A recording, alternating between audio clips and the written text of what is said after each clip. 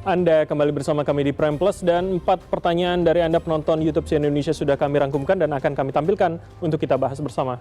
Ini dia, pertama dari @ID7, harga minyak dunia belakangan cenderung turun. Apakah Gerindra atau Golkar akan mendorong pemerintah dan juga Pertamina untuk melakukan evaluasi harga BBM agar masyarakat juga bisa merasakan manfaatnya? Berikutnya, @Yuda Septi Anoko Prakoso, jika dilihat beberapa kejadian sekarang, apakah MGG dapat dijadikan investasi sumber daya manusia jangka panjang atau justru beresiko mengurangi ruang fiskal untuk sektor lain seperti pendidikan dan juga kesehatan? Ketiga, Mandalorian mau nanya mahasiswa nyuruh MBG di stop, pengen 1 juta orang jadi pengangguran baru. Dan yang keempat adalah Wijanarko Jogja 5591, pemerintah wajib mengencangkan ikat pinggang, hindari program konsumtif dan program investasi yang kurang tepat, lebih baik program sekolah gratis dan kesehatan gratis. Saya ke Mas Irawan terlebih dahulu. Ini spesifik, Gerindra atau Golkar akan mendorongkah pemerintah melakukan evaluasi harga BBM? Saya sebelum menjawab itu, saya menyampaikan ini loh, keberatan tadi yang kaitannya dengan kategorisasi pendapat tadi, ada pro demokrasi, ada pro pemerintah. Seolah-olah yang pro pemerintah itu tidak pro demokrasi. Ya. Kira-kira begitu Bang. Siap. Ininya koreksinya. Terus yang kedua kaitannya dengan itu, yang pertanyaan itu, satu yang paling prinsip terkait dengan harga BBM. Yang paling prinsip adalah bagi kami, khususnya di Golkar ya. Golkar juga yang sekarang memegang portofolio ISDM. Yang paling penting itu adalah terkaitannya dengan subsidi. Gitu. Subsidi itu tidak naik, mengalami kenaikan. Karena itu akan, spoiler efeknya akan sangat besar dan sangat berdampak di lapisan terbawah. Itu yang kami jaga betul. Dan sebenarnya yang naik kan sebenarnya yang yang non subsidi, dan memang kami memahami betul kaitannya dengan dampak yang bisa ditimbulkan oleh kenaikan harga BBM non subsidi tersebut. Sebenarnya bukan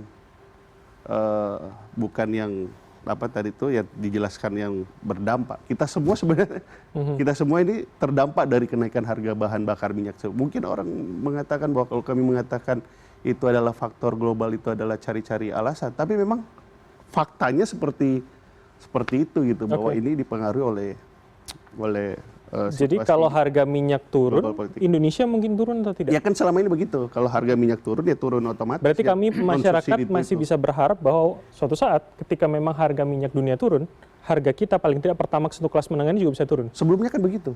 Jadi kan pemerintah nggak pernah membuat keputusan naik turun, kan semuanya mengikuti harga market, khususnya yang non subsidi. Bukan tadi tuh yang bilang besok bisa turun, besok bisa naik. Kenapa kali ini diam-diam? Kenapa diam-diam yang ini? Loh, nggak pernah ada diam-diam. Sebelumnya juga ketika harga bahan kan diam-diam ini. Sebelumnya juga ketika harga BBM. Loh, nggak ada pemberitahuan. Nah, ini kan nggak ngikutin. Loh, bukan nggak ngikutin. Saya pengguna Pertamax, Bang. Bukan. Iya. Yang sebelumnya ketika ada terjadi kenaikan harga minyak dunia, itu memang harga yang non subsidi naik. Ketika ada penurunan itu diturunkan juga oleh Pertamina, gitu loh. Sekarang Pertamina atau pemerintah mengambil satu pilihan yang sangat terpaksa untuk kaitannya dengan BBM non subsidi itu, dan kaitannya dengan itu politik anggaran kita, fiskal kita itu tetap besaran subsidi itu tetap besar, karena untuk menjaga tadi posisi rentan tadi tersebut gitu. Mas Agung silakan. Ya, maksud saya poinnya adalah komunikasi publik. Ketika kebijakan publik diterapkan itu nggak bisa diam-diam gitu. Apalagi di tengah krisis sekarang. Argumentasi pemerintah mengatakan fundamental ekonomi kita kuat. Kita aman. Tenang saja. Tiba-tiba Pertamax naik. Kan ini mismatch, Mas. Nggak bisa. Kalau misalkan kebijakan aman, baik, fundamental kuat, harusnya nggak naik dong. Walaupun itu non-subsidi. Dulu memang ketika kita mau menaikkan harga bahan bakar minyak. Enggak, tapi akui dulu, apakah komunikasi itu benar? Cara seperti itu ketika krisis terjadi, bahwa semua baik-baik saja, tiba-tiba dinaikkan diam-diam, itu benar? Siapa yang menaikkan? Loh, itu adalah harga BBM non Betul, subsidi, non subsidi tahu, tapi kan pemerintah bilang baik-baik saja. Tetapi kenaikan dan penurunan tersebut bukan hanya terjadi Coba yang Mas sekarang. cek statement Pak Purbaya. Pak Purbaya cek statement. Dia bilang fundamental ekonomi kuat, semua aman-aman saja, semua baik-baik saja. Besok bangun pagi saya, Pertamax naik, apanya yang aman begini? Kan nggak gitu. Kasih tahu dong tengah malam biasanya, besok Pertamax saya apa susahnya sih? Itu yang saya bilang. Seperti kan komunikasi itu sepele Mas, tapi penting buat rakyat seperti saya untuk memahami political will. Ya itu contoh sederhana supaya saya tidak menggeneralisasi bahwa semuanya seperti saya. Ini saya saja contohnya. Biasanya diumumkan nih kalau ada masalah seperti sekarang. Ini enggak seperti itu. Ini kan will-nya gimana? Saya paham maksudnya. Saya paham maksudnya. Tetapi kaitannya dengan harga bahan bakar minyak itu sebelumnya itu adalah pertama Pertamina sendiri Patraniaga, dan itu sering terjadi sebelumnya kalau ketika harga minyak dunia turun. Ya konteksnya itu beda Mas, konteksnya ada statement sebelumnya, itu kan nggak berdiri sendiri. Oh nggak bisa bilang, Pak Purbaya ngomong barusan kok sering ngomong fundamental. Ini bukan otoritasnya Purbaya. Betul, tapi bukan kan dia statement, bukan masalah statement. Sebenarnya yang dikecewakan publik itu kan, kalau diumumkan sore, orang mungkin sudah bersiap-siap. Besok pagi naik, kita beli minyak dulu tuh. Ini kita, ngapain isi minyak dulu. Bangun-bangun, minyak naik. Mobil kosong. Kekecewaan seperti itu yang menurut Agung perlu dikomunikasikan dengan baik. Anda boleh cari untung pemerintah, tapi bantu juga kami. Masa isi tangki semalaman full aja, diakalin juga untuk pagi-pagi kita semua jadi terkejut. Nah, kebijakan seperti ini yang sebenarnya tidak usah dibantah, dirangkul nih kebijakan baik. Makanya teman-teman mahasiswa itu kecewanya begitu. Bicaranya A, tapi implementasinya B. Jauh sekali Pak. Jadi begini, kaitannya tadi yang dipersoalkan itu, ya memang kita memahami lah bahwa ada tuntutan untuk harus diumumkan. Tetapi sekali lagi saya ingin mengatakan bahwa sebelumnya praktik naik turunnya BBM yang non subsidi itu memang tidak pernah tuh diumumkan secara official, dan itu beberapa kali terjadi. Pernah di era Pak banget. Pak SBY ya, bahkan betul. Pak Jokowi di awal-awal itu juga begitu. Masih, tetapi setelah Pak Jokowi di tahun kedua atau ketiga sampai sekarang itu disarankan. Memang penyakitnya ada di Jokowi dan Prabowo. Oke, baik, kami tangkap. Kita lanjut pada tetapi yang penting kan BBM subsidi tadi itu. Oke, saya tangkap kuncinya. Saya ke Fatimah kalau begitu. Fatimah, saya ingin Anda menjawab pertanyaan ini. Kalau mahasiswa menyuruh MBG di stop, pengen 1 juta orang menjadi pengangguran baru. Apa yang bisa kamu jawab dengan logika ini?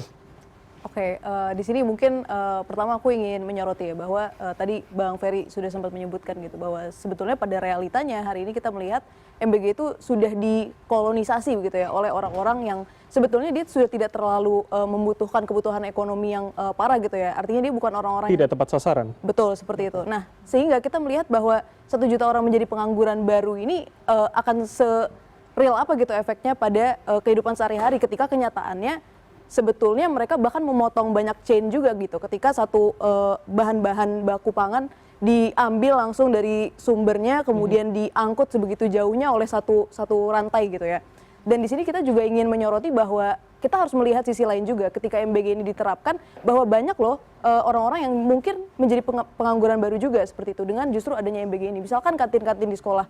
Saya rasa kita udah banyak ya melihat berita-berita bahwa kantin-kantin di sekolah itu mengalami sepi gitu. Karena mereka jadinya anak-anak nggak membeli mereka karena mereka tuh paling tinggi penjualannya ketika sesi makan siang seperti itu kan, yang itu digantikan oleh MBG. Dan berapa banyak dalam satu sekolah itu ada berapa banyak penjual kantin. Kita katakan satu kota itu ada berapa sekolah lagi, sehingga sebetulnya kita merasa bahwa MBG ini sendirilah yang justru memonopoli ruang-ruang pekerjaan itu seperti itu yang seharusnya mereka bisa hidup gitu. Gitu. Oke, Bang Muhatra.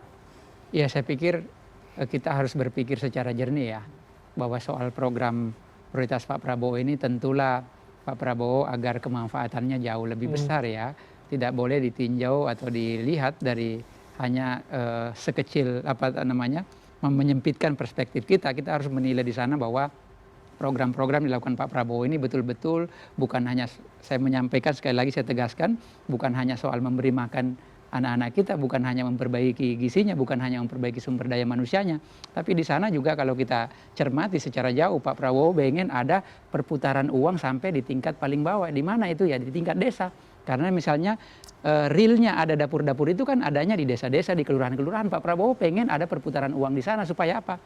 Kalau perputaran uang makin banyak di desa, tentu daya beli masyarakat kita juga makin baik.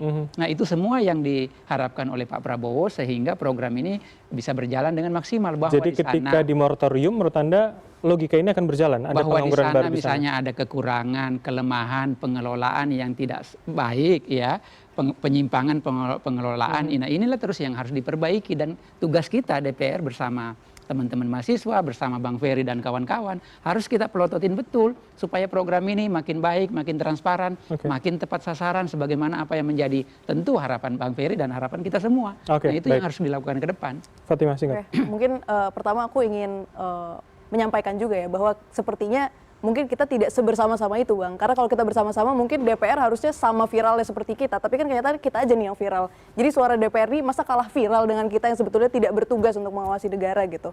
Jadi jujur kita merasa di sini mahasiswa dan elemen masyarakat tuh tidak dibersamai oleh DPR karena kalian harusnya duluan gitu kan.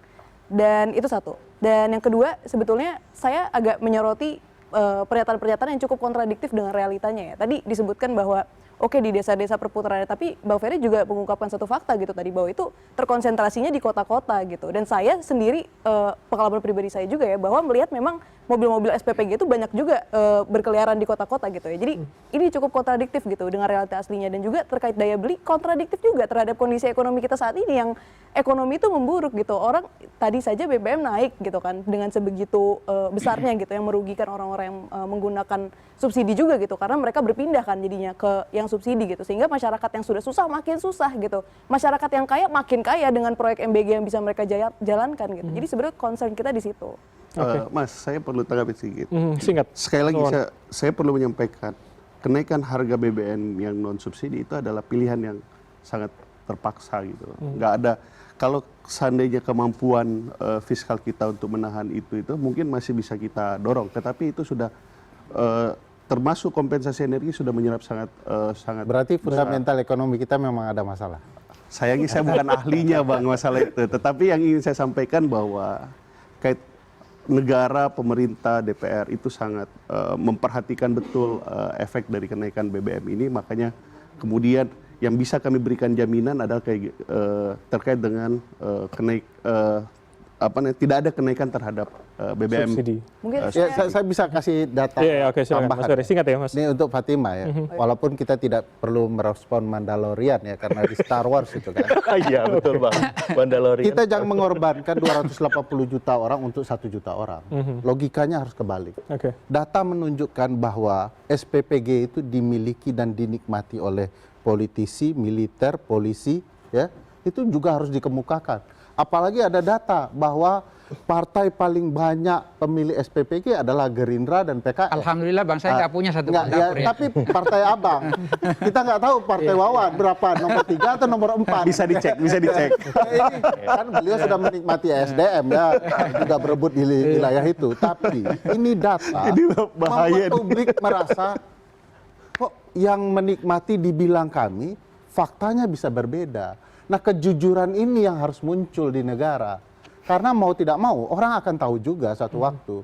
Jadi ini yang makin membuat luka itu, rasa-rasa semakin diiris-iris dan ditaburi garam begitu. Nah, ini yang tidak boleh terjadi dalam berbagai sektor kebijakan. Oke, Fatimah, singkat. Oke, saya mungkin ingin menanggapi ya tadi argumen bahwa ini terpaksa segala macam. Saya mungkin di sini ingin mewakili teman-teman yang di bawah ya untuk menyampaikan bahwa sebetulnya disitulah justru yang membuat kita ini semakin marah gitu. Karena kita punya presiden dengan segala jajaran yang bertambah-tambah itu posisi-posisinya. Kita tentu mengekspektasikan negara yang stabil yang bisa membuat kita makmur gitu. Tidak ada kata terpaksa-terpaksa. Semua sudah dijajarkan dengan begitu banyak posisi-posisi yang bahkan baru gitu kan. Itu pertama. Dan yang kedua, kita juga jadi mempertanyakan gitu. Uang kita ini dipergunakan sebegitu besarnya untuk MBG dan dikorupsi, dimaling dengan yang melakukan itu adalah ketua-ketuanya gitu, 3 orang kepala-kepalanya gitu. Ditangkap, uang kita diambil ke sana dengan budget yang sebegitu besar setiap hari, tapi tiba-tiba pemerintah mengatakan kita terpaksa harus menaikkan BBM, kita lagi yang menanggung. Jadi kita harus seperti subsidi silang untuk korupsi mereka yang menjalankan proyek ini gitu. Nah, ini yang sebenarnya menyakiti hati rakyat gitu. Kalau kejahatan korupsi di BGND, saya setuju dengan saudari. Mau minta hukuman apa, saya setuju kita sama-sama demo. Saya setuju. Itu bukan hanya publik yang kesel sama Pak Dadannya. Kami semua bahkan di DPR juga keselnya minta ampun. Karena kami ini pontang-panting untuk membela program makanan bergizi gratis itu. Dan ada yang dulu ada istilah makan tulang. Dia apa ya namanya? Yang lain kerja keras, dia ternyata Dapat tulang. nyopet uang negara gitu. Oke, kami tangkap pesan Anda. Dan masih bisa lanjut nggak? Kalau nggak bisa aku diam aja. Usai jeda Mas Irawan, karena kami jeda terlebih dahulu. Tetaplah bersama kami di Prime Plus.